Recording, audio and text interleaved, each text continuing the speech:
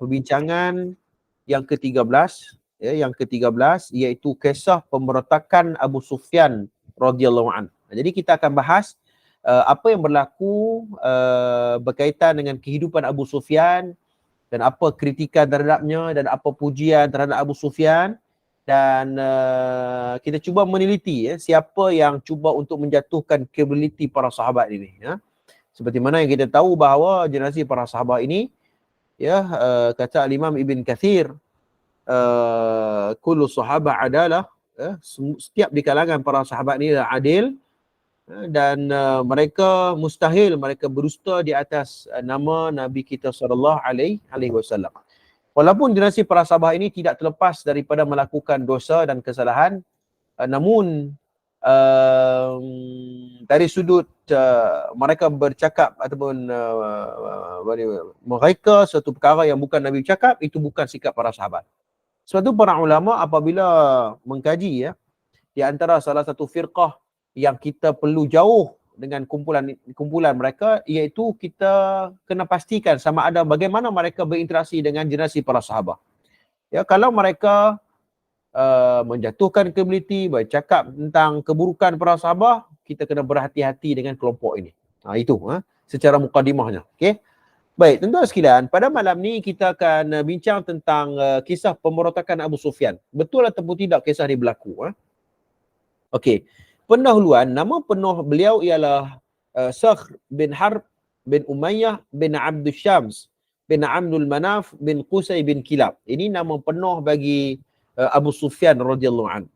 Baik, beberapa tulisan dalam kitab-kitab sejarah sudah merekodkan Abu Sufyan radhiyallahu an menghasut Sayyidina Ali radhiyallahu an untuk menentang pelantikan Abu Bakar As-Siddiq sebagai khalifah. Jadi ada beberapa tulisan-tulisan, beberapa makalah yang cuba untuk mengatakan bahawa Abu Sufyan menghasut Sayyidina Ali supaya Sayyidina Ali suruh Sayyidina Abu Bakar ni letak jawatan, menentang untuk mengangkat Sayyidina Ali, ya. Dan seorang penulis novel di Malaysia juga terkenal meletakkan maklumat ini. Di Malaysia pun ada, kalau tak salah saya, tak apalah, tuan-tuan tengok sendirilah.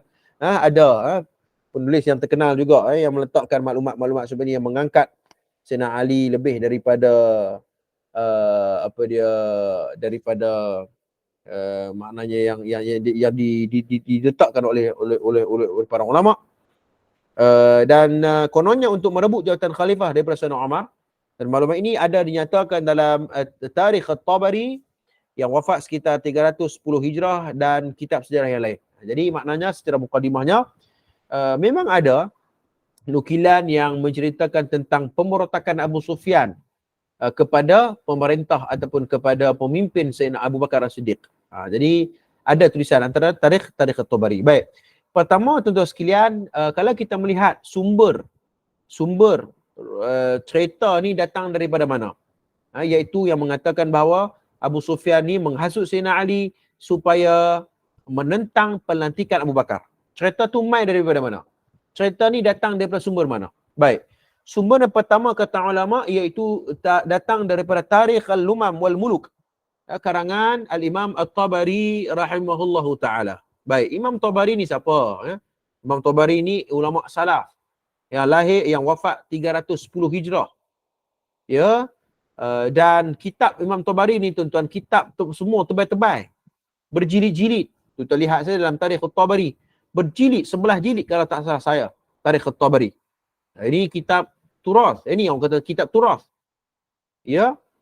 Dan kalau sebelum kita pergi ke riwayat yang terdapat dalam Tarikh At-Tabari ni, ya, kita kena tengok juga manhaj ataupun metodologi Al-Imam Tabari dalam menulis sejarah dalam kitab tarikhnya. Bukan kita apa saja ada dalam kitab semua betul. Belum tentu. Ya, sebab tu kalau kita tengok, ya, satu ta'liq ataupun satu komentar yang pernah diberikan oleh Syekh Dr. Osman Al-Khumais, beliau pernah mengatakan bahawa, ya, sesiapa yang mampu untuk menganalisis sanad-sanad yang terdapat dalam Tarikh At-Tabari, ya, maka rujuklah kitab Tarikh At-Tabari. Maknanya kalau siapa ada kemampuan Ya, kemampuan untuk menganalisis, untuk cek dari sudut sanadnya macam mana, bertembung ataupun tidak dengan fakta-fakta yang lain. Kalau dia ada kemampuan itu, maka Tarikh Tabari lah ataupun sejarah kitab karangan Imam Tabari lah di antara kitab yang paling penting untuk dia menganalisis ataupun untuk dia tenggelam dalam khazanah ilmu sirah ini, ilmu tarikh ini. Ya. Namun kalau dia tak mampu untuk menganalisis, dia tak ada ilmu jarh wa ta'dil, dia tak ada ilmu tentang ilmu rijal, dia tak ada ilmu nasikh wal mansukh, dia tak ada ilmu naqdul hadis, dia tak ada ilmu tu. Bila dia tidak ada kemampuan untuk menganalisis sanad-sanad ini, meneliti sanad-sanad ini, maka cukuplah dia merujuk, kalau dia nak tengok dalam ilmu tarikh, ilmu sejarah, maka cukuplah dia merujuk karangan Al-Imam Ibn Kathir, Bidayatu wa Nihayah. Pi dekat kitab tu. Tapi kitab tu pun terbaik jugalah. Dan kalau tak salah saya, kitab itu telah diterjemah dalam bahasa Indonesia. Saya tak pasti bahasa Melayu ada ataupun tidak. Ada ke? Siapa boleh respon? Adakah terjemah dalam bahasa Melayu kitab Bidayatu wan Nihayah Imam Ibn Kathir? Adakah? Saya pun tak pasti. Tapi yang saya pasti memang kitab terjemahan Indonesia memang ada. Okey. Baik, kalau dia kalau dia tak mampu juga untuk menganalisis ya data-data ataupun sanad-sanad yang terdapat dalam kitab-kitab tersebut, maka dia boleh rujuk kitab Tarikhul Islam karangan Al-Hafiz Al-Imam Az-Zahabi. Al-Imam Az-Zahabi. Dan dia boleh juga merujuk kepada kitab Al-Allamah Abu Bakar Ibn Al-Arabi, iaitu kitab Al-Awasim min Al-Qawasim. Ini juga di antara kitab-kitab yang terbaik ya, yang boleh kita merujuk khususnya dalam kitab-kitab tarikh. Khususnya dalam kitab-kitab tarikh, kitab sejarah. Seperti mana saya sebut tadi ni, bukan semua dalam kitab sejarah, kitab tafsir ke, kitab tarikh ke, bukan semua ada dalam kitab tersebut semua tepat maklumatnya. Belum tentu. Kita kena menganalisis. Sebab tu jangan kita terus menerima walaupun kitab itu ada dalam Tarikh Al-Umam wal Muluk karangan Al-Imam Tabari. Karangan Al-Imam Tabari. Bukan semua tepat. Maknanya kadang-kadang Imam Tabari dia nukilkan, dia letakkan sanad supaya kita cek, supaya kita analisis. Okey, bukannya telan macam tu saja. Baik, okey. Sumber rujukan yang pertama bagi cerita pemberontakan Abu Sufyan ni terdapat dalam Tarikh Tabari. Apa cerita dia? Baik. Ibn Al-Har berkata, Abu Sufyan radhiyallahu an berkata kepada Sayyidina Ali radhiyallahu an, kenapa perkara ini boleh berlaku sedangkan orang Quraisy masih hidup? Demi Allah, jika saya mahu, saya akan penuhkan medan ini dengan kuda-kuda dan lelaki-lelaki. Ali radhiyallahu an berkata, wahai Abu Sufyan, sudah lama kamu memusuhi Islam dan penganutnya, namun Islam tidak pernah terjejas. Sesungguhnya kami mendapati Abu Bakar As-Siddiq memang berkelayakan. Jadi nukilan ini disebut dalam Tarikh Tabari tentang bagaimana muka surat bawah. Maaf. Kisah yang ke-13 muka surat 226. 225 lah, saya dah bergerak ke 226 226. Baik, cerita tentang Abu Sufyan menghasut Sayyidina Ali. Ini di antara ucapannya yang disebut dalam Tarikh Tabari. Baik. At-Tabari mengemukakan 4 riwayat yang berbeza tentang kemarahan Abu Sufyan. Berikut juga 3 riwayat yang terus diterjemah demi meringkaskan perbincangan. Baik, jadi ada 4 cerita riwayat yang berbeza-beza. Maknanya Imam Tabari dia buat main semua. Dia datangkan semua riwayat. Kita yang nak kena pengkaji hadis ataupun pengkaji ilmu lah yang kena kaji. Bukan semua telan apa yang ada. Saya pernah bahas dulu ni dengan siapa? Seorang ahli akademik juga. Berkaitan dengan pendapat Imam Tabari berkaitan dengan apa isu tu dalam tafsir Tabari. Imam Tabari nukilkan tafsiran cukup banyak, berbelas nukilan, khususnya berkaitan dengan apa? Saya tak ingat La'awah berkaitan dengan mala'awahun halim, ya, berkaitan Nabi Allah Ibrahim alaihissalam apabila beribadat kepada Allah, Nabi Ibrahim dalam keadaan khusyuk, khudu', tunduk kepada Allah, merendah diri, menghinakan diri kepada Allah Azza wa Jal. Ya, dalam ada satu tafsiran Imam Tabari, mereka katakan la'awah itu merujuk kepada Ar-Rahim, iaitu nama-nama Allah. Itu merujuk kepada Allah sendiri. Jadi adalah beberapa orang yang dia ambil nukilan tu, lalu dia kata boleh kita berzikir dengan lafaz itu merujuk kepada tafsiran yang dinukilkan oleh Imam Tabari. La ilaha illallah. Senang sangat. Bila kita cek balik dalam tafsir Tabari, rupanya itu bukan yang dimaksudkan oleh Imam Tabari. Imam Tabari nukilkan saja min ba'dul aqwal. Cuma kita sebagai pengkaji ni kena cek balik.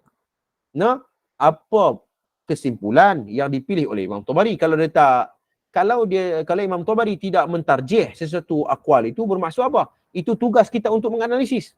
Bukannya ambil begitu saja. Saya kata itu bukan pendapat Imam Tabari. Kemudian dia kata apa? Kemudian ahli akademik ini dia kata, saya tak mau sebut nama apa, dia kata bermaksud bahawa kita terbuka dengan khilaf ulama. Tu dia. Terus dia pergi dekat khilaf ulama. Kan? Terus dia pergi dekat khilaf ulama. Bukan bermaksud bahawa semua yang ada tu ada dalam kitab semua kita kena raih khilaf. Khilaf ni pun nak kena tengok juga khilaf macam mana. Saya ada beli satu kitab. Kitab Al-Khilaf Adwa'uhu wa Dawabituhu wa Kaifatu At-Ta'amul Ma'ah. Ta'lif Hasan bin Hamid bin Maqbul Al-Asimi, ya. Kitab ni bincang tentang perbezaan di kalangan para ulama. Khilaf ni banyak. Dawabit, tapi ada dawabit, ada syarat-syarat dia. Dan macam mana kita nak ta'amul, kita nak berinteraksi dengan khilaf yang cukup banyak di kalangan para ulama ni. Nah ni, kitab ni saya rasa cukup baik, sebab ramai kita duk bergaduh dalam perbahasan sesuatu tafsiran dan sebagainya. Jadi kita nak kena tengok di mana yang perlu untuk kita hormat, di mana yang kita perlu untuk kita tegas ke strict. Jadi semua itu dibahas oleh para ilmuwan kita supaya kita ni orang kata apa? Hikmah, bijaksana dalam mengendalikan khilaf di kalangan para sarjana ini. Nah, baik, okey. Kembali kepada perbahasan ni.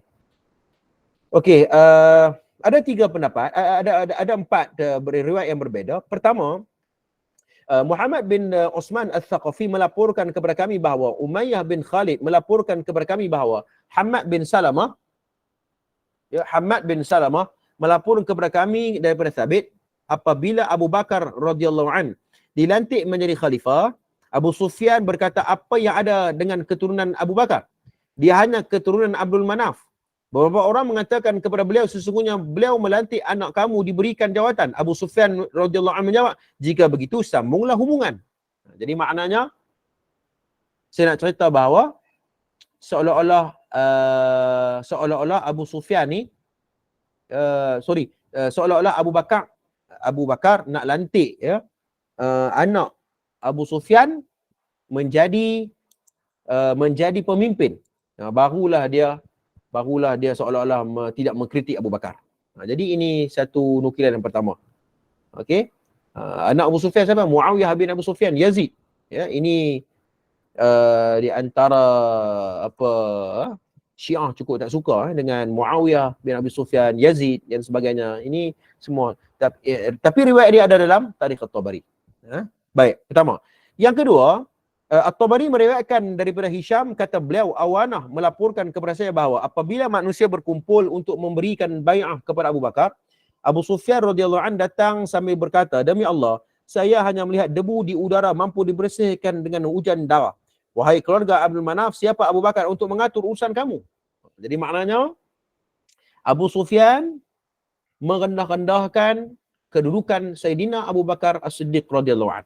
Jadi seolah-olah nak bagi tahu bahawa Abu Sufyan ni mencemooh ataupun Abu Sufyan ni kita kata bahawa ada pergaduhan, maksudnya ada pertelingkahan, ataupun kita katakan bahawa seolah-olah macam Abu Sufyan ni bertembung dengan Sayyidina Abu Bakar Siddiq.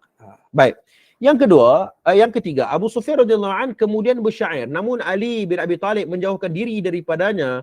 Saya berkata, demi Allah, kamu hanya menghendaki fitnah, dan demi Allah, kamu sudah lama hidup dengan musuh Islam.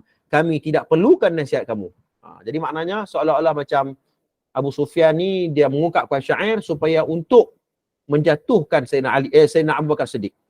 Jadi Sayyidina Ali dia tolak, dia kata hang ni buat fitnah saja. Hang ni buat fitnah ya Abu Sufyan. Contohnya macam tu untuk seolah nak beritahu bahawa menjatuhkan credibility Abu Sufyan. Baik. Riwayat yang keempat iaitu Hisham bin Muhammad berkata Abu Muhammad bin Quraisy Al-Quraisy melaporkan kepada saya bahawa apabila Abu Bakar As-Siddiq dilantik menjadi khalifah, Abu Sufyan radhiyallahu an berkata kepada Ali dan Al-Abbas radhiyallahu an, kamu merupakan orang yang terhina seraya mengungkapkan satu syair. Jadi macam tu jugalah saya sebut tadi ni, riwayat yang ketiga lebih kurang, iaitu Abu Sufyan dia mengungkapkan syair untuk mewujudkan permusuhan di antara Sayyidina Ali dan juga Sayyidina Abu Bakar. Tapi Sayyidina Ali kata, kamu merupakan orang yang terhina seraya mengungkapkan satu syair. Jadi seolah macam Sayyidina Ali dia lawan balik dah dengan Abu Sufyan. Ini riwayat-riwayat yang terdapat di dalam Tarikh At-Tabari. Baik, kita tengok keterangan dan hujah tentang riwayat di atas. Okey, kita nak tengok betul ataupun tidak riwayat-riwayat ni. Cara nak analisis tu. Penting tuan-tuan, penting untuk kita baca kaedah-kaedah para ulama, mengkritik, mentaklik, mentakhrij. Bagus tuan-tuan mentarjih, supaya kita akan nampak minda para ulama dalam membahas sesuatu fakta. Kan? Bukannya terima orang Kedah kata telan ya. Dah. Jadi kita kena cuba untuk kritikal.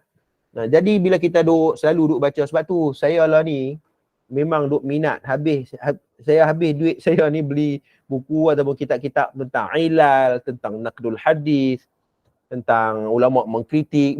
Bukannya kita suuzon, tapi kita nak tengok cara perbahasan para ulama tu dia kritik ataupun dia bahas macam mana. Dengan alasan-alasannya, dengan argumentasi, dengan dalil-dalil bagaimana. Jadi kita sonok. Kita rasa puas bila kita tengok perbahasan tu. Okey, bukannya satu hala saja. Kita nak orang menang secara kritikal satu isu. Jadi kita melihat secara seimbang hal tersebut. Baik. Kalau kita tengok riwayat-riwayat ini, Muhammad bin Tahir Al-Barzanji dan Muhammad Subhi Hasan Al-Hallaq melakukan kajian terhadap penulisan At-Tabari dalam tarikh. Okey, mereka kaji kitab-kitab tarikh At-Tabari ini. Okey, mereka membahagikan kitab tarikh At-Tabari ini, okey, dalam tarikhnya mereka membahagikan kitab tersebut kepada 4 bahagian. Okey, ada 4 bahagian dalam tarikh At-Tabari ini. Okey, yang pertama, bahagian pertama sahih. Bermula daripada jilid yang pertama sehinggalah jilid yang kelima. Jadi jilid pertama, jilid kelima ni sahih kata mereka. Okey. Baik, dhaif bermula daripada jilid yang ke-6 sampai jilid yang ke-8. Okey, dhaif bermasalah dari sudut periwayatannya, dari sudut perawinya ada masalah. Okey. Dhaif wal maskut. Maskut ni maknanya tiada komentar. Para ulama tawakuf. Tidak ada maklumat dalam memberikan komentar dalam periwayat tersebut, bermula daripada jilid yang ke-9 sehingga jilid yang ke-11. Okey. Dhaif sahih wal dhaif wa maskut an, bermula pada jilid yang ke-12 sampai jilid yang ke-13. Ini para ulama kaji tuan-tuan, bagaimana mereka mengkaji kitab tarikh At-Tabari. Ini penting. Maskut ni maknanya mereka tawakuf, mereka tak bagi komentar apa. Tawakuf terhadap nukilan itu. Ini penting juga kita kena tahu ni. Baik. Kata ulama, mereka memasukkan keempat-empat riwayat di atas ke dalam bahagian yang dhaif dengan menyatakan sanadnya dhaif dan terdapat keraguan pada matannya, teksnya. Jadi mereka mengkaji keempat-empat cerita yang mengatakan bahawa Abu Sufyan menghasut Sayyidina Ali supaya memberontak kepada kepimpinan Sayyidina Abu Bakar. Empat-empat riwayat ini ada masalah dari sudut sanad dan juga matanya. Okey. Itu dulu kita nak cerita kitab Tarikh Tabari ni sebenarnya telah ditahqiq, telah ditakliq. Para ulama-ulama kita telah ada komentar-komentar pada nota kaki dalam Tarikh Tabari, mereka telah melakukan takhrij analisa riwayat-riwayat sejarah sama ada dhaif ataupun sahih. Sebab tu tuan sekalian, kitab-kitab Arab ni, kalau kitab ni dia mahal, sebab apa? Bila dia mahal sebab ada tahqiq. Okey, ada tahqiq ataupun ada takhrij. Ulama ada takhrij hadis-hadis dalam kitab tersebut. Jadi dia kitab tu jadi mahal. Ataupun ada ta'liq. Ada komentar, ada nota kaki kat bawah tu. Jadi kitab tu dia ada nilai tambah. Apatah lagi takhrij ataupun ta'liq yang dilakukan oleh ulama besar. Kitab tu lagi mahal. Sebagai contoh, saya pernah beli kitab nipih ya, kitab tu. Kan? Tapi di takdim ataupun telah di ta'liq ditahqiq oleh Abdul Fattah Abu Ghudah. Kitab tu jadi mahal tu. Padahal kitab tu murah je, kitab tu nipih je. Tapi ditahqiq oleh Abdul Fattah Abu Ghudah, mahal terus. Begitu juga kitab takhrij yang ditahqiq oleh Syekh Syukri Al-Arnaud. Jadi mahal. Syekh Ahmad Syakir jadi mahal. Nasruddin Al-Albani pun jadi mahal. Jadi benda tu jasa para ulama kita dalam khazanah ilmu. Okey. Tak apa, itu sedikit maklumat tambahan lah. Jadi saranan kita, kalau siapa boleh kitab bahasa Arab, lagi cantiknya dia belilah kitab-kitab yang telah ditahqiq, telah takhrij. Jadi kita dapat maklumat tambahan lah. Okey, baik. Okey, kalau kita tengok dalam riwayat yang pertama. Riwayat yang pertama diriwayatkan oleh Ibn Al-Har. Betul ke riwayat ni? Yang kata Abu Sufyan mewujudkan pemberontakan kepada pemerintahan Sayyidina Abu Bakar. Okey, baik. Ibn Al-Har ini dipertikaikan periwayatannya. Okay, sanad dalam cerita yang pertama tu ada seorang perawi namanya Ibn Al-Har. Ibn Al-Har ni dipertikaikan periwayatannya. Ya, kata ulama, ya, kemungkinan nama yang sebenar ialah Ubaidullah bin Al-Har Al-Kufi. Okey. Dan para ulama mempertikaikan beberapa tulisan ataupun periwayatan beliau kerana beliau dikaitkan dengan pendokong Husain. Okey, dan pernah mengungkapkan syair khas untuk meratapi kematian Husain. Meskipun begitu, beliau juga dikatakan bergabung dan membantu Muawiyah bin Abi Sufyan radhiyallahu an kecuali dalam perang Siffin. Hujah paling besar untuk menolak periwayatan beliau ialah beliau tidak menyaksikan kejadian itu dengan matanya sendiri. Maknanya Ibn Al-Har ni dia tak duduk pun dalam majlis tersebut. Dia tak duduk pun. Macam mana dia boleh tahu periwayatan ni? Periwayatan tentang apa? Tentang Abu Bakar, Abu Sufyan yang kata seolah-olah merendahkan keturunan Abu Bakar. Seolah-olah merendahkan keturunan Sayyidina Abu Bakar. Okey, jadi para ulama kaji Ibn Al-Har ni tak duduk pun dalam majlis tersebut. Macam mana diriwayatkan hal ini? Ya, okey.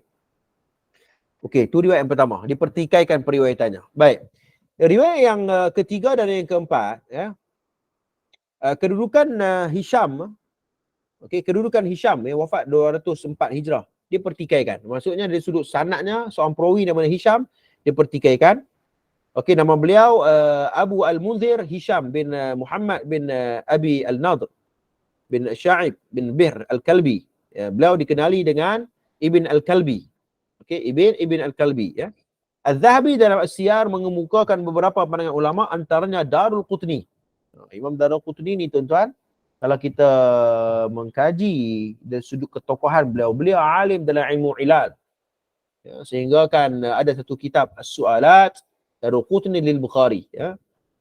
Soalan-soalan yang Darul Qutni mengkritik Al-Bukhari, walaupun Darul Qutni kritikannya mungkin ada yang tidak berasas dan sebagainya, tetapi kita katakan bahawa Imam Darul Qutni adalah imam ilal. Dia ada kitab ilalnya. Ya? Dan dia mengkritik periwayatan ini. Ya, Imam Darul Qutni mengatakan bahawa beliau dianggap matruk. Matruk ni maknanya ditinggalkan periwayatannya. Ibn Asakir mengatakan dia seorang Syiah Rafidah. Rupanya ya, Ibn Kalbi ini ialah Syiah Rafidah. Okey, Syiah Rafidah. Jadi masalah Syiah memang masalah. Okey, periwayatan Syiah ni seperti mana yang kita pernah bahas, kalau tuan-tuan ingat, ya, kalau perawi itu Syiah masih lagi kita boleh ambil periwayatannya. Tetapi kalau Syiah manhaj ataupun metodologi Syiahnya itu mempengaruhi periwayatannya, itu ditinggal sama sekali dari sudut periwayatan. Maksudnya ada kesan periwayatannya dalam ataupun dia punya ideologi Syiah itu memberi kesan kepada periwayatan, maka ditolak dari sudut maknanya perawi tersebut. Baik. Dan tidak boleh dipercayai, kata Ibn Asakir. Antaranya kenyataan beliau yang dipertikaikan ialah beliau mengaku sudah menghafaz Al-Quran dalam tempoh 3 hari. Maknanya kalau sudah akal agak mustahil. 3 hari dia boleh menghafaz Al-Quran. Ya, mustahil. Ya. Bapanya Muhammad ibn Sya'ib seorang mufassir, juga tidak thiqah, balah seorang rafidah, kata ulama. Ini merujuk kepada Ibn Asakir. Syiah juga. Mana ni keluarga Syiah rafidah. Berat. Baik. Imam Al-Imad Al-Hambali membuat catatan dalam Syadharat Al-Zahab. Beliau mengatakan bahawa padanya tahun 204 Hijrah, Hisham bin Muhammad Al-Sya'ib Al-Kalbi, pengarang kitab Jamharah dalam ilmu nasab, dalam ilmu kiraan, karya beliau melebihi 150 buah dalam sejarah dan perkhabaran. Beliau adalah seorang hafiz dan alim, namun periwayatan beliau ditinggalkan. Ini sahabat kata Ibn Al-Imad Al-Hambali. Walaupun dia banyak maklumat, tapi belum tentu kita boleh terima periwayatan dia. Jadi maknanya periwayatannya ditinggal. Ibn Al-Kalbi. Dan ada sudut Rafidah, beliau mengambil periwayatan daripada bapanya, daripada Mujalid bin Sa'id dan selain daripada mereka. Bahkan Syiah sendiri mengakui bahawa Hisham merupakan pengikut mereka. Maknanya Ibn Al-Kalbi, penganut Syiah, mereka memperakui bahawa Ibn Al-Kalbi merupakan pengikut Syiah Rafidah. Jadi jelas. Jelas maknanya riwayat dan terdapat dalam Tarikh At-Tabari yang terdapat seorang perawi nama Ibn Al-Kalbi itu ialah periwayatan dipertikaikan oleh para ulama. Habis. Selesai. Maknanya selesai isu berkaitan dengan periwayatan, riwayat yang terdapat di dalam Tarikh At-Tabari. Tak boleh pakai. Ada masalah dari sudut sanadnya. Baik, sumber rujukan yang kedua. Bila kita cek balik, rupanya sumber rujukan yang kedua terdapat dalam Mustadrak Al-Ala As-Sahihain oleh Al-Hakim Naisaburi. Mustadrak ini bukan termasuk dalam kitab Kutubut Tis'ah. Para ulama mengkaji metodologi Al-Hakim Naisaburi mengatakan bahawa Mustadrak ini adalah hadis-hadis yang menepati syarat-syarat Bukhari Muslim. Jadi Al-Hakim Naisaburi ini ada jasanya. Ini ada jasanya, seolah-olah dia mengatakan bahawa bukan Bukhari Muslim saja, bukan hadis yang dikumpul oleh Bukhari Muslim saja banyak tu. Ada lagi mengikut syarat-syarat mereka. Namun ada juga ulama yang mempertikaikan syarat-syarat yang ditetapkan oleh Al-Hakim Naisaburi dalam hadis-hadis yang ditempatkan dalam Mustadrak ala Sahihain tu. Jadi benda ni besoklah kritik hani, debat hani kan. Ada seorang, kalau tanya saya debat, saya pro kepada perdebatan ilmiah. Saya pro kepada perdebatan ilmiah. Tak ada masalah, profesional. Daripada dia duk cakap dekat Facebook, duduk bising dalam Instagram dan sebagainya. Baik duduk berdepan, kita bahas dengan ilmu. Matang dengan ilmu. Jujur, amanah dengan ilmu. Kalau betul-betul salah-salah. Saya kira itu lebih profesional. Daripada duk cakap dekat Facebook, duk kata kawan ni, saya rasa buang karan. Buang masa. Baik kita buat satu event, satu khas, perdebatan ilmiah, jujur dengan ilmu, bahas dengan matang, dan orang boleh menilai. Walaupun ada orang tak pro tu sekedar, ada orang mengatakan bahawa kalau debat ni selalunya dia mesti nak menang juga. Tak apalah kalau dia kata dia nak menang, walaupun kita nampak dia terang-terang salah tapi nak menang, kita boleh nampak sikap dia. Dia tidak amanah dengan ilmu. Kita boleh nampak sikap dia. Jadi at least sekurang-kurangnya para pendengar dan orang melihat perdebatan ilmiah tersebut, orang boleh menilai. Itu sebab tu saya pro kepada perdebatan ilmiah ni. Tak ada masalah. Terus sekalian. Benda biasa. Orang mengkritik ulama dan sebagainya, tapi dengan ilmu, dengan fakta. Baik. Rujukan yang kedua dalam Mustadrak ala Sahihain, iaitu menceritakan tentang apa? Iaitu menceritakan tentang bagaimana Abu Sufyan berjumpa dengan Sayyidina Ali dan berkata, muka surat 229, Abu Sufyan mengatakan bahawa demi Allah, jika saya mahu, saya akan penuhkan medan ini dengan kuda-kuda dan lelaki-lelaki. Ali berkata, sudah lama kamu musuh Islam dan penganutnya, wahai Abu Sufyan. Namun Islam tidak pernah terjejas. Sesungguhnya kami mendapati Abu Bakar memang berkelayakan. Okey. Jadi Sayyidina Ali bantah balik. Kata kat Abu Sufyan ni, bukan kami tak kenal hang Abu Sufyan. Hang ni dah lama memusuhi. Okey, perang Badar, perang Uhud dia pun jadi ketua. Okey, kepada tentera musyrikin Mekah. Jadi banyak sahabat Nabi yang terkorban di atas kelakuan kamu, wahai Abu Sufyan. Jadi ini di antara dialog-dialog yang diungkapkan oleh Sayyidina Ali kepada Abu Sufyan. Okey. Okey, cuba kita tengok keterangan dan perbahasan dan hujah Abu Sya'ta Al-Kindi majhul. Maknanya dalam Mustadrak ala Sahihaini ada seorang perawi yang bernama Abu Sya'ta Al-Kindi majhul, tidak dikenali. Okey, jika dilihat kepada beberapa tulisan, beliau dikaitkan dengan pendokong Husain. Adakah ini bermaksud beliau seorang Syiah Rafidah juga? Apalagi Lut Abu Mikhnaf Rafidhi juga mengambil periwayatan daripada beliau. Rumusannya riwayat ini juga lemah. Jadi maknanya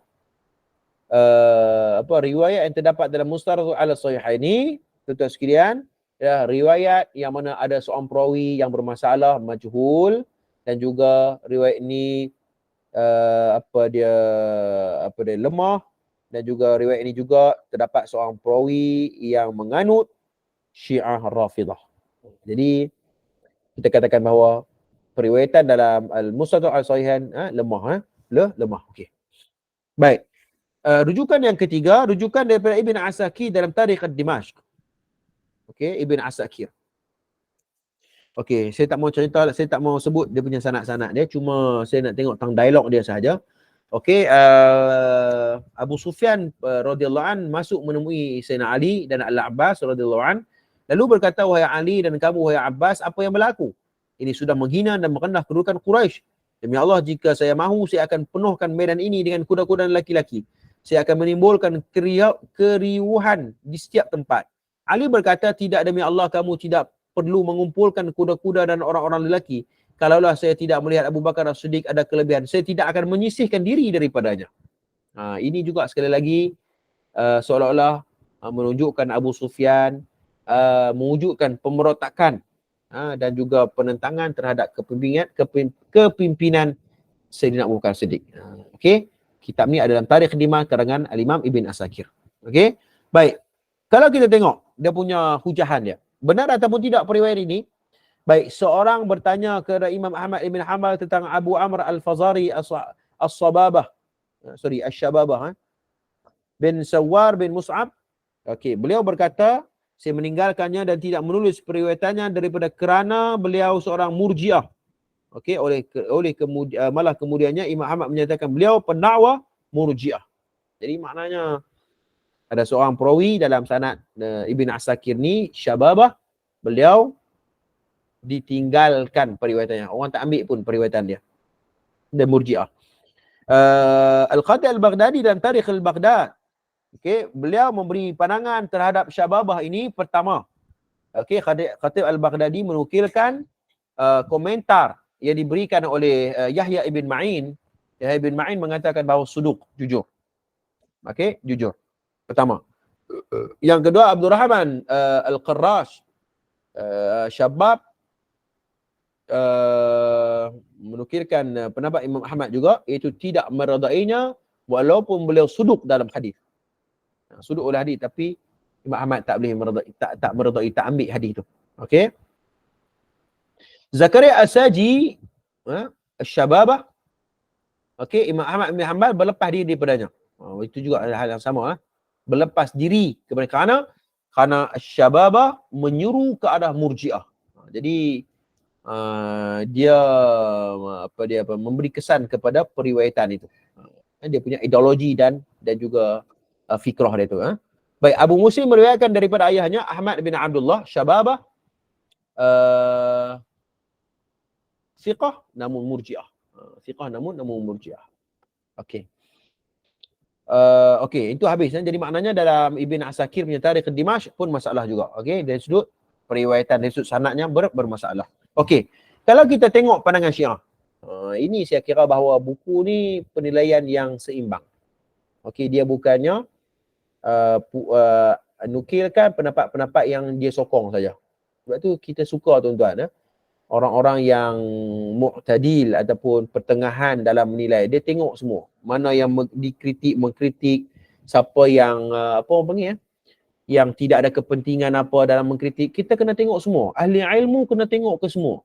Jangan tengok benda hak kita sokong saja. Kita kena tengok benda hak kena sokong, benda yang orang kritik, benda yang orang puji, benda yang siapa yang sebut yang tidak ada kepentingan. Kena tengok ke semua dan kita kena menilai dengan adil. Saya kira Ustaz Zulkhairi Muhammad Nur, buku ni saya kira satu cetusan untuk sama-sama kita orang awam khususnya untuk kita ni menilai secara akademik dan secara adil dalam menilai sesuatu maklumat. Baik. Dia nukilkan pandangan Syiah. Ustaz Zulkhairi nukilkan pandangan Syiah. Seorang penulis Syiah yang bernama Ustaz Muh. Saya pun tak pasti Ustaz Muh ni siapa. Okey, Ustaz Muh Sulaiman Marzuki, tuan-tuan boleh tengok dalam karya dia. Okey, kebenaran yang terpendam. Okey. Saya tengok sekejap. Muka surat 12 ni apa dia punya kaki dia. Muhammad ni, okey, Miftah Al-Huda. Buku bahasa Melayu ni, kebenaran yang terpendam. Okey, kebenaran yang terpendam, Muh Sulaiman Marzuki. Banten. Sorry, dia Indonesia lah, Banten Banten Indonesia. Okey. Okey, Ustaz Muh Sulaiman Marzuki ni dia ada tulis satu buku cerita tentang nukilkan dia cerita tentang bagaimana Syiah pandang terhadap Abu Sufyan. Okey. Okey, pertama. Okey. Kenapa Ali menolak tawaran Abu Sufyan untuk memberikan bai'ah kepadanya? Itu soalan.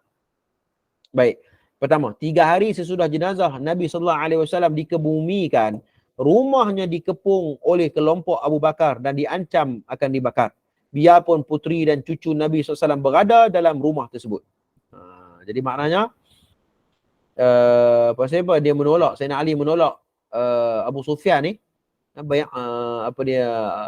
Abu Sufyan ni, pertama, waktu Rasulullah wafat, 3 hari jenazah Nabi SAW dikebumikan, rumah Sayyidina Ali dikepung.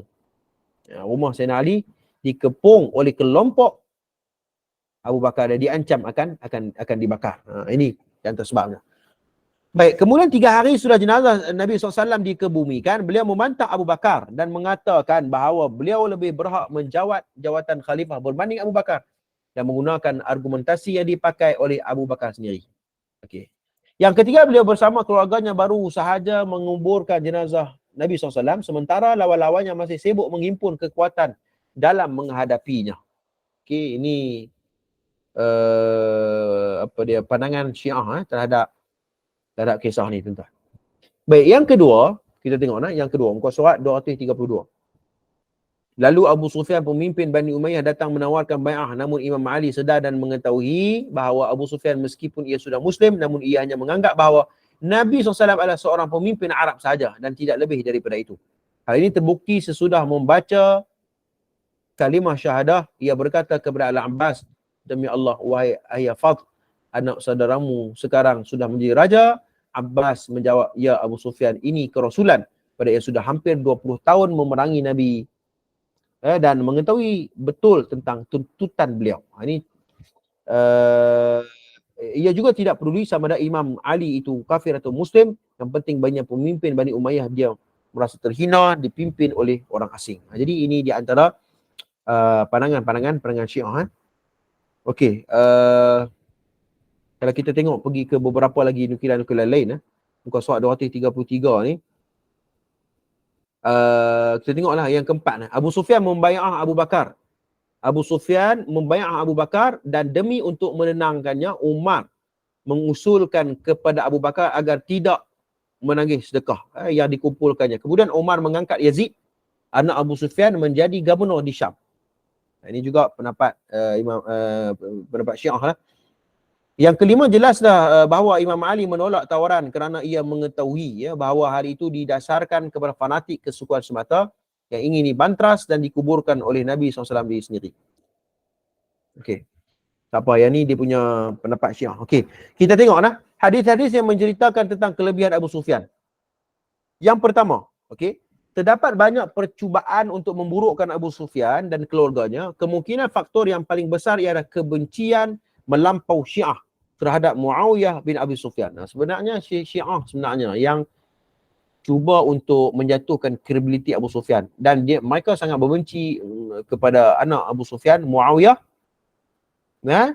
Dan Muawiyah lah menurut Syiah yang jatuhnya khilafah pada masa kepimpinan Sayyidina Ali. Mereka cukup marah dengan Muawiyah bin Abi Sufyan. Okey. Di antara contoh yang mereka cukup marah dengan keluarga Muawiyah bin Abu Sufyan ni, pertama, ya, mereka menuduh Hindun dituduh melapah hati Sayyidina Hamzah.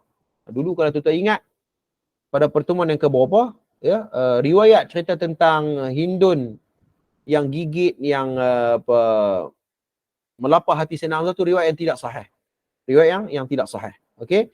Itu direka oleh Syiah. Pertama. Yang kedua, Muawiyah memberontak apabila Ali dilantik menjadi khalifah. Muawiyah memberontak. Ini juga di antara kes-kes yang Syiah cuba untuk menjatuhkan kredibiliti keluarga Muawiyah. Yang ketiga, penipuan kumpulan Muawiyah, iaitu Al-Amr bin Al-As dalam peristiwa tahkim. Tengok, Syiah ni dia cuba tipu dalam periwayatan. Kumpulan Muawiyah membunuh Ammar bin Yasir. Okey? Seterusnya, Muawiyah merasuah seorang isteri Hasan bin Ali untuk meracuni beliau. Okey? Muawiyah, Syiah dia kata Muawiyah rasuah isteri Hasan bin Ali. Okey? Baik. Namun, para ulama ahli sunnah wal jamaah memberikan pengiktirafan yang tinggi kepada Abu Sufyan. Berikut ialah hadis yang menceritakan kelebihan beliau. Okey, kita tengok. Saya kira hadis ini diriwayatkan oleh Imam Muslim dalam Jami' Sahihnya. Okey, daripada Ibn Abbas, orang Islam tidak melihat dan duduk bersama Abu Sufyan, lalu beliau berkata Nabi SAW, "Wahai Nabi Allah, ada 3 permintaan daripada saya." Okey. Hadis ni ada dalam Sahih Muslim. Okey, kena dengar dulu yang ni. Lagi dia ada perbahasan khas. Hadis ni ada dalam Jami' Sahih Muslim. Satu hari Abu Sufyan jumpa Rasulullah. Kemudian Abu Sufyan minta 3 permintaan dengan Nabi. Okey, apa permintaan tu? Permintaan yang pertama, dia kata, saya memiliki anak perempuan yang terbaik, yang tercantik, yang bernama Ummu Habibah binti Abu Sufyan, binti Abi Sufyan. Maknanya dia menawarkan anaknya Ummu Habibah untuk dikahwini oleh Rasulullah SAW. Okey, kemudian apa Rasulullah kata apa? Rasulullah merespon, Rasulullah kata, ya, boleh aku kahwin dengan anak hang. Pertama. Permintaan yang kedua, Abu Sufyan kata, aku ingin menjadi Muawiyah sebagai penulis wahyu bagi Tuhan. Maknanya dia cadangkan anak dia Muawiyah sebagai penulis wahyu, penulis Quran. Nabi kata, ya, boleh. Permintaan yang ketiga, jadikan aku sebagai pemimpin untuk memerangi orang kafir sebagaimana saya memerangi orang kafir dahulunya. Nabi kata, ya. Maknanya Abu Sufyan minta jadi ketua, minta jadi pemimpin untuk dilawan orang-orang musyrik. Nabi izinkan. Hadis ni ada dalam Sahih Muslim. Maknanya bukan calang-calang ni, bukan dalam kitab-kitab biasa ni. Ini kitab dalam Sahih Muslim. Baik. Apa para ulama bahas pasal hadis ni? Baik. Tidak dinafikan hadis ini ditolak oleh sebagian para ulama seperti Imam Ibn Hazmin Al-Andalusi yang meragui fakta Abu Sufyan mengahwini anak beliau dengan Nabi SAW, sedangkan yang jelasnya Rasulullah sudah berkahwin dengan anaknya Ramlah atau Ummu Habibah sebelum beliau masuk Islam, iaitu pada tahun ke-6 atau ke-7 Hijrah. Jadi Imam Ibn Hazmin bila dia tengok balik, okey, rupanya Ummu Habibah dah kahwin dengan Rasulullah sebelum hadis ni dibaca. Jadi macam mana ia bercanggah dengan fakta sejarah? Satu hadis yang sahih bercanggah dengan fakta sejarah. Jadi Ibn Hazmin dia agak kritikal dalam bab ni, dia tolak riwayat ni walaupun ada dalam Sahih Muslim. Okey. Ibn Hazmin bukan sekadar mengatakan hadis ini sebagai palsu, bahkan mengatakan Ikrimah bin Ammar sebagai seorang yang bermasalah. Dalam sanad juga ada seorang perawi nama dia Ikrimah bin Ammar, masalah juga dari sudut periwayatannya. Baik. Al-Qadhi Musa Iyad Al-Maliki pula sekadar mengatakan permintaan Abu Sufyan untuk mengahwini putranya dengan Nabi sebagai sangat gharib jiddan. Gharib sangat-sangat. Pelik kerana dia bercanggah dengan fakta. Okey, fakta sejarah. Baik, antara ulama yang memberi kritikan ini Maulana Asri Yusof. Okey, Maulana Asri Yusof pun mengemukakan beberapa hujah yang bukan sekadar menyentuh soal perkahwinan anak-anak ataupun antara anak beliau dengan Nabi SAW. Jadi Maulana Asri Yusof juga tidak bersetuju dengan hadis ni kerana ia bercanggah dengan fakta sejarah. Baik, Al-Imam Nawawi dalam Al-Minhaj. Okey, Imam Nawawi bahas berkaitan dengan hadis ni. Okey. Yang pertama, Ibn Salah. Ibn Salah mengatakan bahawa kata-kata beliau, yang ni kata-kata siapa? Kata-kata Ibn Hazmin. Ibn Salah kata. Kata-kata Ibn Hazmin dari beliau ni memang di antara kelancangan beliau. Kata-kata. Maknanya di antara para ulama pun dia kritik sama-sama mereka. Beliau sesungguhnya selalu menyerang dalam mencari kesalahan-kesalahan para ulama dan tidak menjaga percakapannya. Siapa kata? Ibn Salah. Dia kata kepada Ibn Hazmin. Maknanya Ibn Hazmin memang keras. Dia memang tegas. Ibn Salah kata, Ibn Hazmin jangan duk dengar dia punya kritikan dia. Okay? Dan Ibn Salah kata, dan kami tidak mengetahui siapa pun kalangan para ulama hadis yang menisbah Ikrimah bin Ammar sebagai palsu hadis. Kata Ibn Salah, Ikrimah bin Ammar, tak ada siapa pun ulama kata dia palsu hadis. Jadi bagaimana kita nak tolak riwayat Ikrimah bin Ammar? Ini kata Ibn Salah. Jadi kita boleh tengok di kalangan para ulama pun berbeza dalam menetapkan menentukan seorang perawi. Kemudian beliau diiktiraf oleh Waqi' Yahya bin Ma'in dan selain mereka berdua, dan beliau mustajab doa. Jadi maknanya beliau mengatakan Ikrimah bin Ammar ni boleh terima periwayatannya, kata Ibn Salah.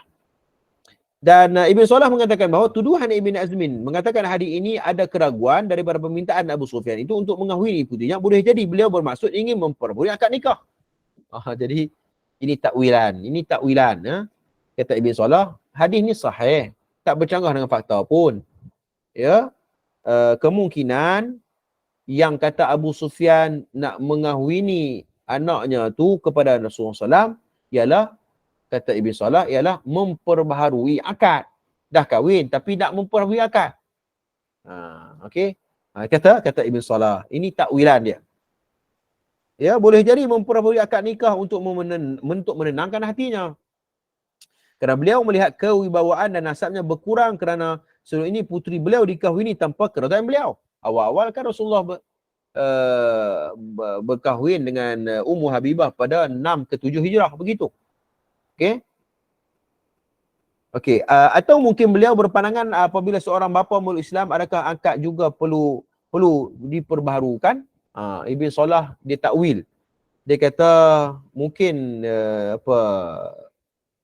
Abu Sufyan ni dia tak ada maklumat lagi tentang ilmu nikah ni.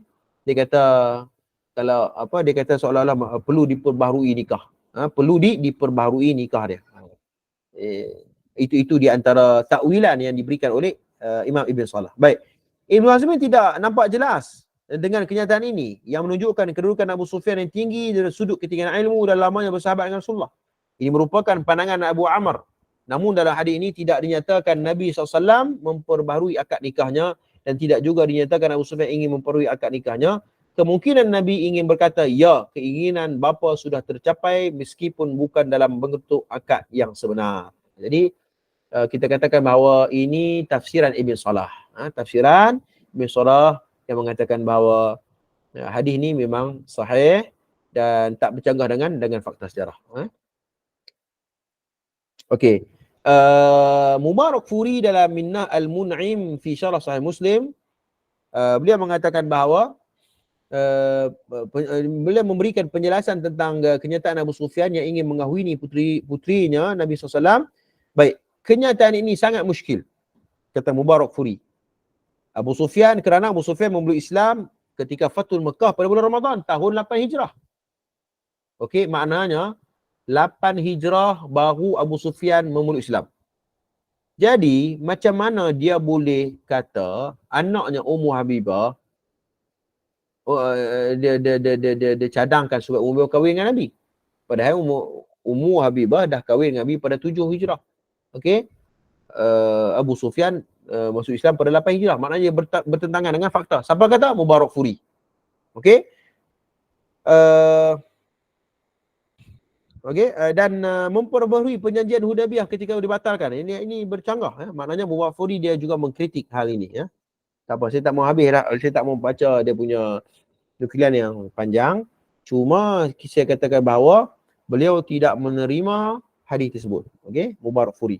Baik, berdasarkan komentar Al-Mubarakfuri, terdapat dua perkara yang perlu diberikan perhatian. Pertama, beliau mengkritik riwayat yang mengatakan Abu Sufyan menawarkan Ummu Habibah untuk menjadi isteri Nabi SAW. Sebaliknya, yang sebetulnya ialah puteri beliau yang lain. Okey, jadi maknanya Mubarakfuri kata Abu Sufyan bukan dia cadangkan Ummu Habibah, bukan, tapi anak perempuan dia yang lain, kata Mubarakfuri. Okey, pertama. Yang kedua, beliau turut tidak bersetuju dengan kupasan rumusan yang dibuat oleh Abu Zumail. Yang dimakan yang seperti mana disebut oleh Syima' Al-Walid. Kita boleh tengok balik pada muka surat yang sebelum ni. Jadi Mubarakfuri tak setuju tentang fakta yang mengatakan bahawa Ummu Habibah berkahwin cadangan Abu Sufyan untuk mengahwini Ummu Habibah kepada Nabi SAW. Dah kahwin dah lah maksudnya. Okey. Okey, berikut ialah komentar Profesor Dr. Musa Syahin Lashin. Okey. Fathul Mu'in Syarah Sahih Muslim, yang betulnya sesungguhnya mempertahankan riwayat ini adalah dhaif dan jauh daripada fikiran. Okey, jadi seorang ulama, seorang profesor Dr. Musa Syahin juga, beliau mengatakan bahawa riwayat ini riwayat yang dhaif. Okey. Menariknya, terlebih dahulu Ibn Taymiyah turut melemparkan kritikan secara halus dan beradab terhadap riwayat yang terdapat dalam Sahih Muslim. Okey. Kita tengok Imam Ibn Taymiyah kata apa? Hadis-hadis yang terdapat dalam Sahih Muslim ni, kata Imam Ibn Taymiyah, imam sudah mengkaji kitab Sahih Bukhari Muslim ni. Dah kaji dah Bukhari Muslim. Okey. Beliau mendapati banyak yang bersetuju dalam mentasahihkan hadis kecuali di beberapa tempat sahaja. Lebih kurang dalam 20 hadis saja. Maknanya lebih kurang dalam 20 hadis saja. Okey, yang ada pertikaian di kalangan para ulama. Kebanyakannya dalam Sahih Muslim. Siapa kata? Imam Ibn Taymiyah. Imam Ibn Taymiyah. Okey, jadi maknanya dalam Sahih Muslim ni kebanyakan adalah lebih kurang dalam 20 hadis saja. Okey. Dan hadis-hadis ini juga sudah dikritik oleh sekumpulan hufaz. Jadi yang kritik itu bukan orang biasa. Para ulama hadis juga yang mengkritik hadis-hadis yang terdapat dalam Sahih Muslim. Maknanya begitu juga Imam Taymiyah mengatakan bahawa di antara bab-bab yang dikritik oleh para hufaz iaitu seperti hadis Ummu Habibah seperti disebut tadi ni. Juga hadis Allah menjadi makhluk pada hari Sabtu, juga hadis tentang salat gerhana matahari dengan 3 rukuk dan banyak lagi. Ini di antara hadis-hadis yang dikritik kepada para hufaz. Okey. Baik, okey, apa dah ni? 10.30 dah kan? Okey. Dr. Sa'di mengupah hadis Muslim dalam hadis Al-Waridah fi Fadail Sahabah. Okey, dia juga mengkritik hadis dalam Sahih Muslim. Yang pertama mengkritik Ikrimah. Okey, beliau juga menegaskan bahawa hadis ini tidak diriwayatkan oleh selain beliau. Namanya Ikrimah tafarrud dalam periwayatan ini. Okey, yang kedua terdapat 3 kemusykilan dalam hadis ini. Pertama, isu perkahwinan Rasulullah dengan puteri Abu Sufyan telah dijelaskan tadi ini. Yang kedua, beliau tidak pernah menemui sebarang maklumat yang menunjukkan Abu Sufyan memimpin sebarang peperangan. Maknanya para ulama mengkaji, Abu Sufyan tak pernah pemimpin pun. Kan tadi riwayat tentang Abu Sufyan minta jadi pemimpin. Okey? Jadi bila orang kaji balik, Abu Sufyan tak memimpin sebarang, dia tak memimpin sebarang peperangan selepas hadis ni. Jadi maknanya dia bercanggah. Yang ketiga, bukankah Nabi SAW tidak akan memberi jawatan kepada sesiapa yang meminta-minta? Dah hadis yang sahih. Nabi benar beritahu bahawa Nabi melarang keras kepada orang yang meminta dalam jawatan. Nabi melarang keras. Jadi bagaimana Nabi mengizinkan hal ini berlaku? Okey. Baik, yang ketiga, kesimpulan dibuat oleh beliau ialah terdapat nakarah atau maklumat ini pertikaikan dalam hadis ini. Al-Imam Darul Qutni juga tidak mengikut Muslim dalam bab ini. Okey, Al-Fattani dalam At-Tadhkirah menyatakan tiada satu pun hadis marfu' yang sahih berkenaan Muawiyah. Yang paling sahih ialah apa yang diriwayatkan oleh Sahih Muslim bahawa Muawiyah merupakan perawi hadis. Okey. Jadi kalau kita tengok sini Maulana Asri sendiri pun ya bersetuju dengan keterangan Maulana Habib Ar-Rahman memberikan kritikan yang agak panjang terhadap periwayatan Sahih Muslim. Jadi saya rasa bahawa kita sudah memahaminya berkaitan dengan riwayat ini dikritik oleh para ulama ya, dan tuan boleh tengok pada muka surat yang ke-242 nah. Tuan boleh tengok saja bagaimana Az-Zahabi memberi maklumat yang sangat berharga berkaitan dengan kehidupan Abu Sufyan.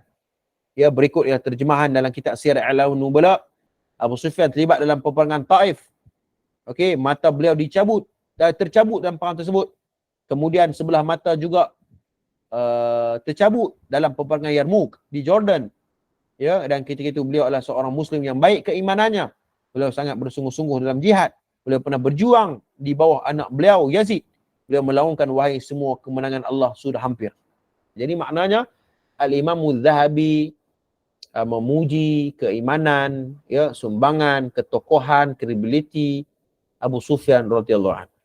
Jadi kita katakan bahawa ya boleh kita katakan kesimpulannya mengatakan bahawa ya kisah yang cuba memburuk-burukkan Abu Sufyan ini ialah rekaan semata-mata. Kita sudah bahas dari sudut sanadnya dan sebagainya, tidak boleh terima ya, dan musuh Islam cuba menanam keraguan dalam diri umat terhadap credibility beliau. Abu Sufyan ni, khususnya Syiah lah, Syiah Rafidah yang berpandangan beliau merupakan orang talam dua muka yang melakukan sesuatu berdasarkan kepentingan peribadi semata-mata. Abu Sufyan. Okey. Yang kedua, kesimpulan yang kita boleh lihat ialah Abu Sufyan memiliki kedudukan yang tinggi di sisi Nabi SAW. Putrinya Ramlah menjadi isteri Nabi, anak beliau Yazid dan Muawiyah menjadi pejuang Islam yang sangat gigih, dan isterinya Hindun turut menjadi muslimah yang bertakwa kepada Allah Azza wa Jalla. Jadi terus sekalian kita kena, kesimpulannya ialah kita kena berhati-hatilah riwayat-riwayat ataupun cerita-cerita yang cuba untuk menjatuhkan kredibiliti para sahabat, khususnya mereka yang bertembung dengan Sayyidina Ali.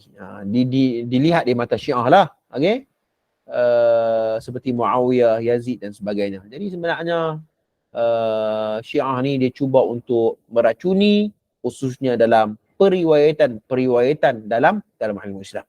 Jadi mereka tak boleh bohong. Ulama-ulama hadis mereka berpegang dengan sanad, berpegang dengan ilmu ar-rijal.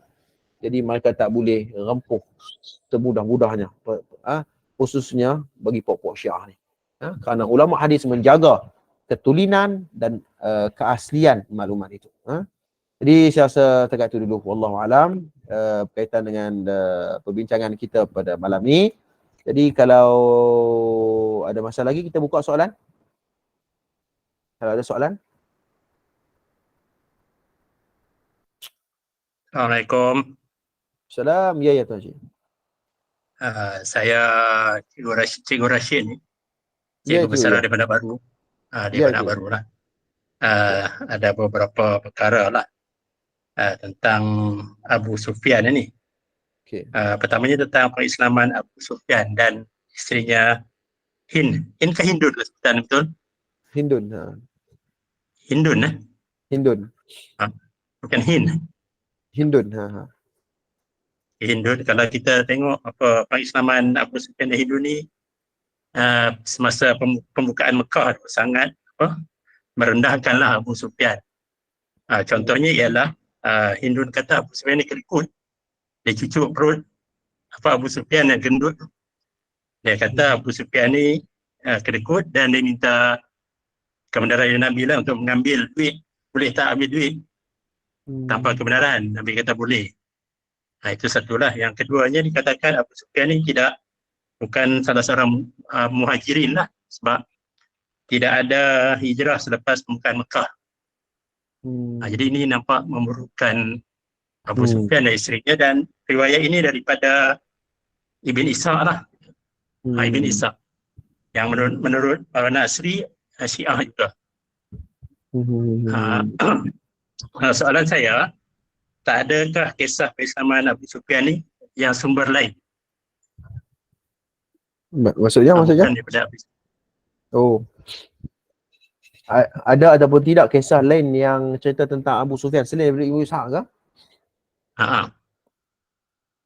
Dan kisah ni pun diambil oleh apa ni Al-Mubarakfuri tu. Okay. Safiur Rahman Mubarakfuri kan, dia masukkan dalam buku dia.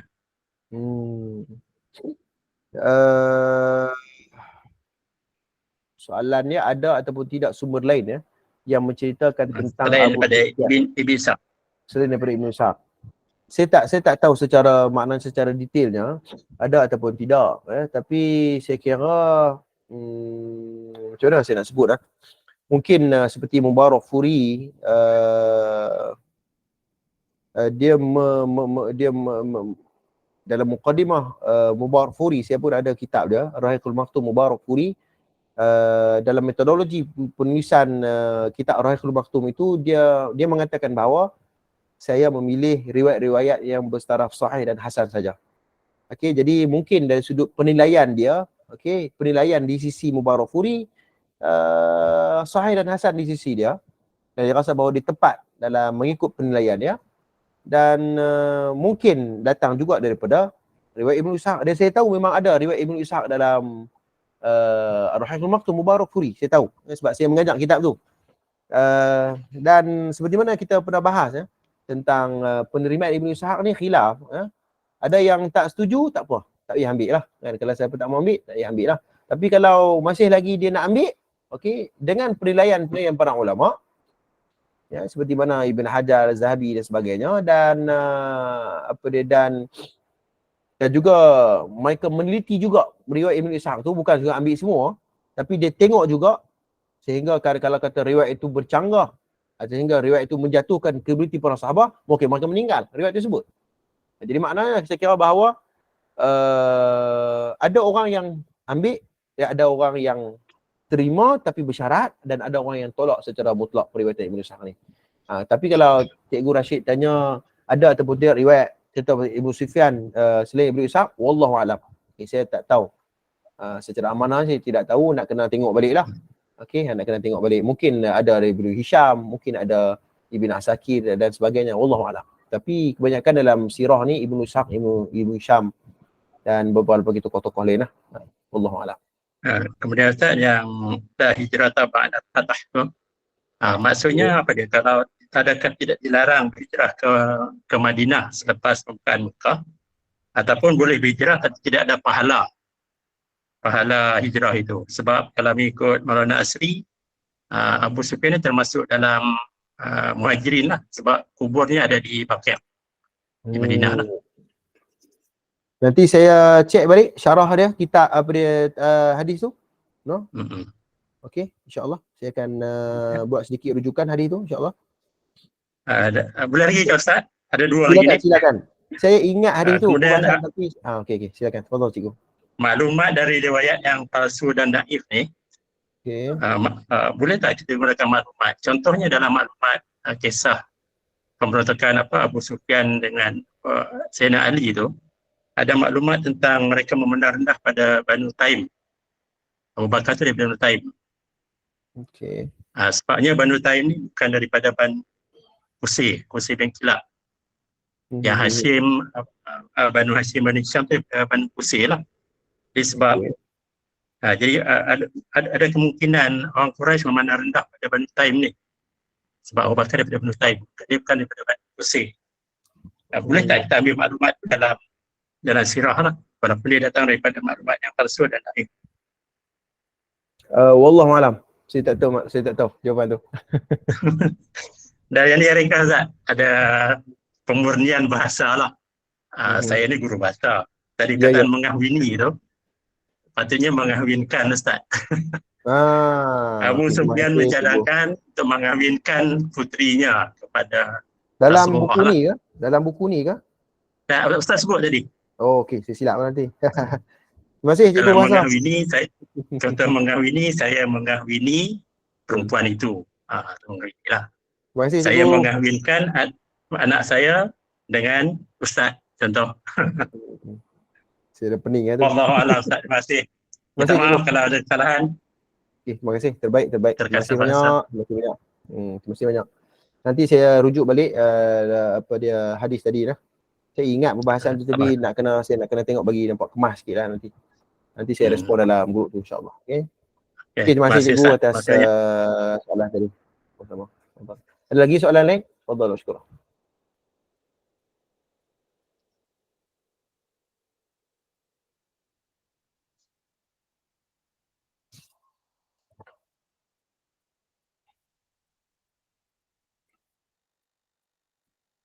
Okey, kalau tak ada apa, terima kasih semua. Terima kasih semua.